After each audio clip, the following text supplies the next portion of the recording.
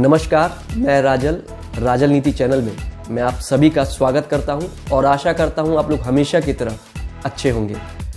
आज के इस वीडियो का विषय है लक्ष्य निर्धारित करने का वास्तविक लाभ।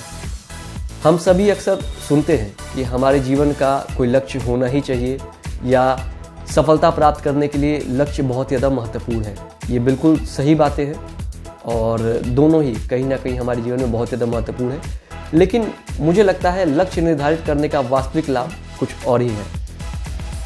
कुछ समय पहले मैंने एक संसार के एक सबसे धनवान व्यक्तियों में से एक का एक वाक्य पढ़ा जिसमें उन्होंने बताया था कि व्यक्ति को अरबपति बनने का लक्ष्य बनाना चाहिए और जब वह अरबपति बन जाए तो उसके बाद वह चाहे तो उस कमाए हुए पैसे को दान भी दे सकता है और कुछ समय बाद वह उतने ही पैसे को दोबारा अर्जित भी कर सकता है।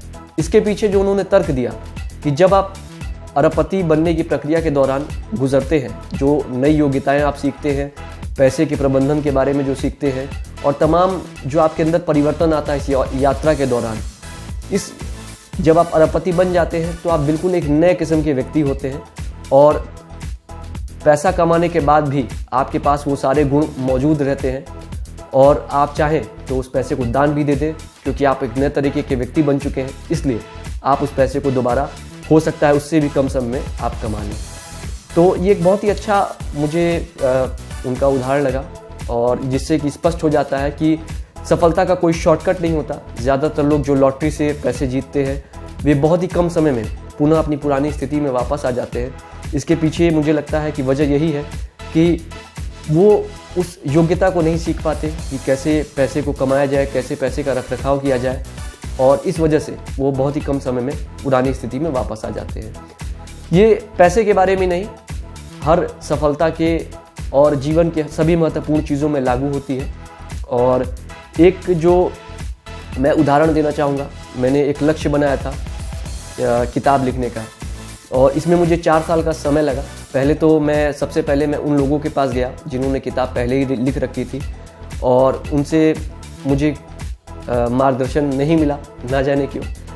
वे अपनी अनुभव को साझा नहीं करना चाहते थे, लेकिन मेरी हार्दिक इच्छा थी और मेरा लक्ष्य भी था कि मेरी खुद की एक किताब हो। इसलिए मैंने जो भी मुझसे संभव था मैंने इंटरनेट पर शोध किया कि कैसे ये किताब लिखी जा सकती है और मैंने किताब को लिखना प्रारंभ किया। धीमे धीमे मैंने किताब पूरी की। उसके बाद जब किताब पूरी हो गई तो मैंने अनेक प्रकाशकों के पास उस किताब का प्रस्ताव भेजा। काफ़ी समय बाद भी जब प्रकाशकों का जवाब नहीं आया, प्रकाशकों ने कोई निर्धारित समय पर उत्तर नहीं दिया, तो मैंने निर्णय किया कि मैं खुद ही अपनी किताब को प्रकाशित करूँगा। मैंने फिर पुनः खोजबीन जारी की। मैंने ISBN नंबर के बारे में जानकारी प्राप्त की जिससे कि मैं अपनी किताब का कमर्शियल इस्तेमाल कर सकूं, यानी कि मैं किताबों को बेच सकूंगा। कैसे किताब का कॉपीराइट लेते हैं, कैसे यानी जो मेरी किताब लिखी हुई किताब है सुरक्षित रहे, कोई और उसका लाभ ना उठा सके, और कैसे इसे अमेज़न पर इस किताब को बेचते हैं। उसके बाद मैंने अपनी लिखी हुई किताब को अपने नज़दीकी साइबर कैफ़े में हिंदी में टाइप करवाया। उसके बाद मैं एक डिज़ाइनर के पास गया, किताब का कवर डिज़ाइन करवाया और पूरी किताब डिज़ाइन करके कंपाइल करवाई। उसके बाद मैं एक प्रिंटिंग प्रेस में गया और पूरी किताब अपनी छपवाई। इस पूरी प्रक्रिया के दौरान मुझे किताब छपाई, लिखाई, बेचते कैसे हैं, डिज़ाइन कैसे करते हैं, इन सभी चीज़ों के बारे में मुझे जानकारी मिली और अब मैं आत्मनिर्भर बन गया इस पूरी यात्रा के दौरान। और मैं जो है अब जान गया था कि किताब लिखने से बेचने तक की पूरी प्रक्रिया क्या होती है। आगे चलकर मुझे देश के अग्रणी प्रकाशकों से जुड़ने का मौका मिला और उन्होंने मेरी किताब को छापा। किताब सफल रही, अनेक भाषाओं में अनुवाद भी हुआ।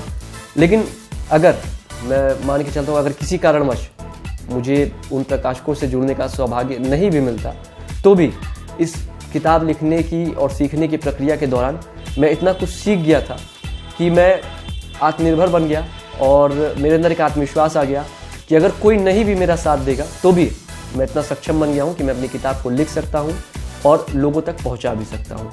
तो कहने का अर्थ बड़ा ही सरल है कि लक्ष्य निर्धारित करिए और लक्ष्य को प्राप्त करिए, लेकिन इस पूरी प्रक्रिया का जो ये पूरी प्रक्रिया है, लक्ष्य निर्धारित और प्राप्त करने के बीच की जो प्रक्रिया है वो ज़्यादा महत्वपूर्ण है, क्योंकि इस दौरान आपको बहुत कुछ सीखने को मिलता है और इस सीखने में आप बिल्कुल नए तरीके के इंसान बन जाते हैं, आपकी जागरूकता बढ़ जाती है और आप इसे जब चाहें दोबारा इस्तेमाल कर सकते हैं। तो ये था आज का वीडियो। आपको ये वीडियो कैसा लगा मुझे अपने कमेंट्स के माध्यम से ज़रूर बताएं। अगर आपको ये वीडियो अच्छा लगा तो इस वीडियो को शेयर करें और राजल नीति चैनल को सब्सक्राइब करें। वीडियो देखने के लिए आपका बहुत बहुत धन्यवाद। ईश्वर से मैं आप सभी के उज्जवल भविष्य की कामना करता हूँ।